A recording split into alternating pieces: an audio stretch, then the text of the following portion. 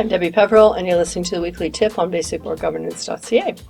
Today is the last of my 6 tips on a not-for-profit organization setting up their basic governance framework when they're new. So we've talked about establishing your purpose, so you know where the organization's headed. We've talked about getting the right people on the board.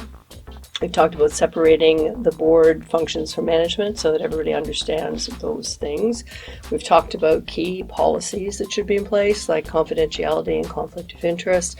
Last week, we talked about financial literacy.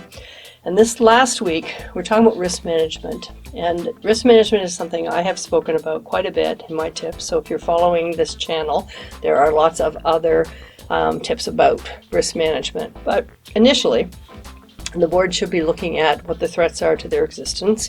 They should be thinking about cybersecurity. What about loss of funding? Are there any financial risks around their policies? Are there any risks because they don't have enough policies?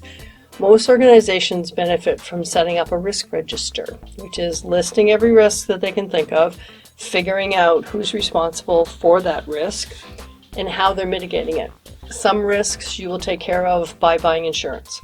Some risks you may decide you're not going to do that task because it's too risky. There's not very many parades anymore because that has been determined as a very risky activity for some of the not-for-profit boards.